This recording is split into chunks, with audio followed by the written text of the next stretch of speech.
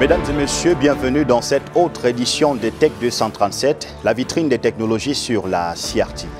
À suivre dans cette édition de Tech 237, un système d'épargne en ligne inspiré d'une bonne vieille méthode de conservation des pièces de monnaie dans des caisses en bois.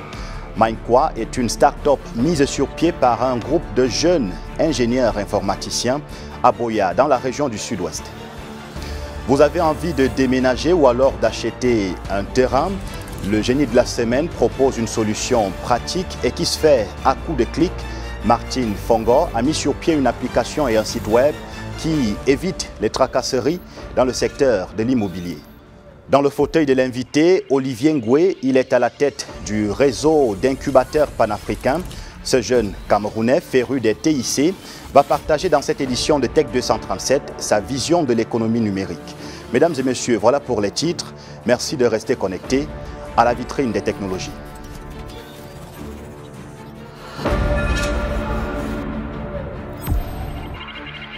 Commençons donc cette édition de Tech 237 comme d'habitude avec le reportage de la semaine. Immersion dans l'univers digital de Mindqua.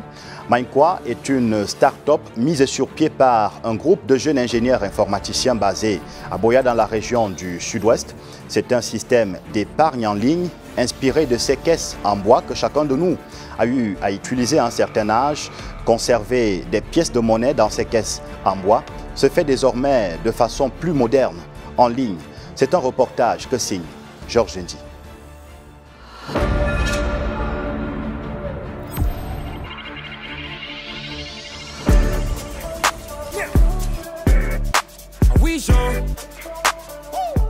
C'est ici, dans ce petit bureau presque anodin au quartier Great Sopo à Boya, dans le Sud-Ouest, que l'idée est partie. À peine 3 années d'existence, Mindqua enregistre près de 8000 utilisateurs conquis par les avantages de cette application mobile d'épargne en ligne. Which is the whole goal of this Qua Savings app. They help you to be disciplined. And if you respect your saving plan and everything that you set to do, they give you interest. They give you interest. Qua is, to me, Qua is better than all these other banks that we have around. When it concerns this app, others may do, I don't know, but for the short time I've been using, I haven't experienced any negativity from this app. It has been wonderful using this app. C'est une application qui me fait gagner énormément de temps parce que quand j'ai l'argent en fait dans mon mobile money, j'ai tendance à vouloir les dépenser. Alors que ça me permet de budgétiser. Donc je me dis si j'ai peut-être 100 000 dans mon compte, je peux mettre la moitié dans quoi et que je récupère à la fin du mois et je récupère toujours avec les intérêts. Donc je préfère utiliser le plan épargne en choisissant quelle est l'épargne que je veux mettre en place, peut-être une nouvelle voiture, bon, peut-être un nouvel investissement ou acheter un truc à la fin du mois. Et ça fonctionne plutôt bien. Alice est ingénieure dans cette entreprise. Elle nous confie que cette application inspirée des techniques archaïques d'épargne d'argent a déjà dépassé la barre des 1 500 000 $ d'actifs. Nous avons commencé en 2020 et aujourd'hui nous sommes à près de 8000 utilisateurs. Par mois, nous avons près de 4000 utilisateurs actifs, dont des gens qui font des épargnes, des gens qui retirent de l'argent et tout ça. Donc nous avons près de 4000 utilisateurs actifs. Et puis actuellement, nous avons près de 500 000 $ que nous gardons pour nos utilisateurs. Installé à Boya, Douala et Yaoundé, Mindqua veut poursuivre la séduction du territoire national par la qualité de ses services adaptés aux réalités camerounaises. L'une des choses les plus importantes, au fait, c'est analyser les données. Parce que vu qu'on garde de l'argent pour nos utilisateurs, il faut toujours être en train d'analyser les données qu'on reçoit. Par exemple, combien de personnes sont actives aujourd'hui, combien de personnes ont épargné, combien de personnes ont des problèmes à faire telle ou telle chose. Et la petite entreprise contribue déjà à la lutte contre le chômage. Tous ces jeunes y trouvent leur compte. Qua has given me the opportunity to actually build my skills and go further. So most time which I will spend in Qua will actually give me more skills to become more expertise and later actually train the next generation on how to actually handle more of this stuff because the world is moving in a technological aspect and we need more devs. Une idée novatrice, expression de l'inspiration débordante de la jeunesse camerounaise, bien décidée à ne louper sous aucun prétexte, le train de la digitalisation.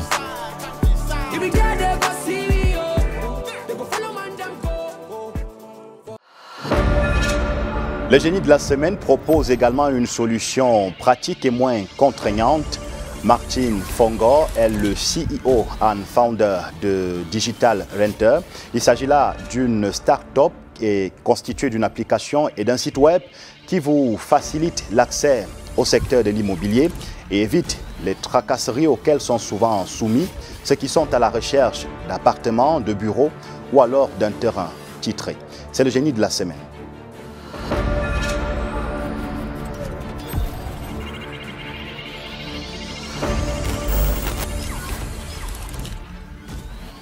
We found a problem that hundreds of thousands of Cameroonians, when they are transferred from one place to another, and even students, when they gain admission, they find it difficult to find a place to stay. And them looking for this place is based on their budget, is based on their location and other things. And the reason is because there was no unified platform that made available vacant house information. So for example, if you're looking for a house, you have to go to the streets, move from one place to another. But imagine that you could sit in your house and from the comfort of your smartphone, you can find all houses that are available to rent. That would be amazing. So basically, Digital Renter is an online real estate marketplace which is aimed at reducing the stress involved in searching for vacant houses by connecting property owners, real estate agents and agencies to prospective tenants, all from the comfort of your phone. Yes, we're having a very positive response from the population as we're getting thousands of people every week looking for houses on our platform. And also we have diasporans who want to invest in Cameroon. They come on our platform to find lands, or verified lands in Cameroon so that they can buy, build structures to give out for rent and also for sale. So as guarantee, we know that in Cameroon there have been lots of cases of double sales or giving money to the wrong persons. So on Digital Renter, we ensure that all properties that go on the platform are verified. And we work with verified and legitimate agents all over Cameroon such that any property you're buying on the platform has a certain level of guarantee. But of course, we ensure that we advise our clients to do their second level of verification before either renting a house or buying the house.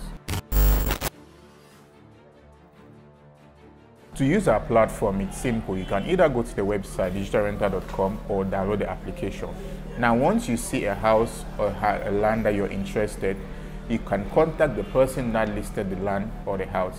And this person could be either a real estate agent or the landlord themselves.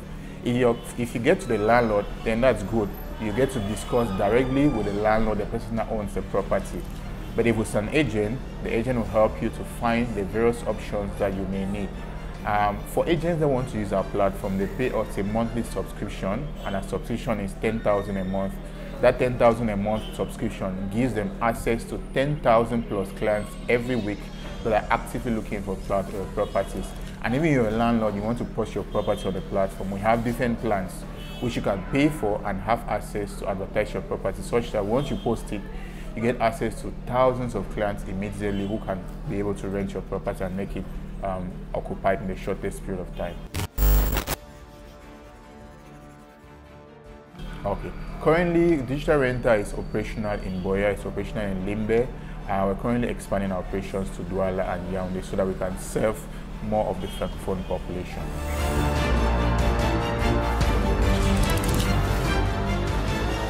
Des initiatives comme celle que vous venez de regarder sont au cœur des activités du déploiement du réseau d'incubateurs panafricains.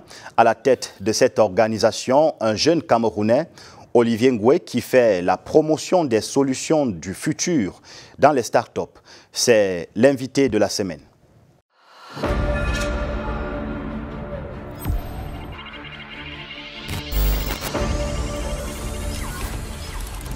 Jocolabs est un réseau d'incubateurs panafricains. Nous sommes présents dans 8 pays. Le Maroc, la Gambie, le Burkina Faso, le Mali, la Côte d'Ivoire, le Congo et bien sûr la France et le Niger. Nous sommes aujourd'hui à l'initiative des solutions de demain. Nous cherchons à promouvoir l'entrepreneuriat où qu'il soit, permettre aux jeunes Africains de s'autonomiser, de s'émanciper en créant de la valeur. Alors, la Camertech, c'est une conversation qui s'est initiée entre Active Spaces, OIC, le Bukaru et Jocolabs pour voir dans quel cadre créer une fêtière, une fédération d'incubateurs camerounais pour pouvoir ensemble recenser nos difficultés, promouvoir ensemble nos startups et bien sûr trouver des débouchés aux produits et services qu'elles font. L'économie numérique, c'est en fait toutes les solutions, tous les services qui passent par les nouvelles technologies de l'information et de la communication. En d'autres termes, Internet, pour parler concrètement de ce que nous faisons. Et l'économie numérique camerounaise se caractérise par une forte émulation du côté du nord-ouest, sud-ouest, où il y a beaucoup d'entrepreneurs qui développent des solutions fiables, viables et fiables. Et nous nous rendons compte que l'économie numérique camerounaise pâtit du manque d'infrastructures, que ce soit des infrastructures de transport, d'électricité, que ce soit un manque d'infrastructures de transport, de connexion d'Internet, à savoir la fibre optique, que ce soit un manque d'infrastructures liées au personnel, c'est-à-dire que peu de personnes sont souvent qualifiées et beaucoup sont appelés à vouloir travailler dans l'économie numérique.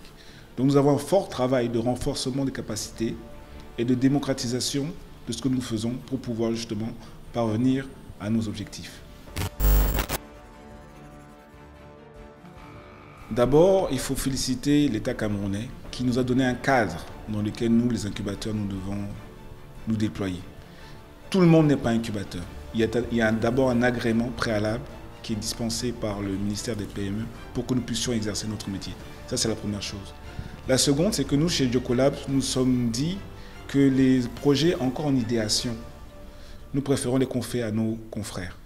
Nous préférons des projets déjà assez matures. Comme vous l'avez constaté ici, vous avez une agence de marketing digital, vous avez une fintech qui fait dans l'agrégement de paiement, vous avez la communauté urbaine de Douala qui travaille avec l'IRD sur Douala Missoké, ville durable, et vous avez un géomètre qui travaille la digitalisation de ces process. Donc vous voyez, c'est des entreprises assez matures, qui ont déjà un modèle économique qui s'est éprouvé, mais nous leur donnons peut-être des ressources, des accès à des opportunités auxquelles ils n'avaient pas forcément pensé.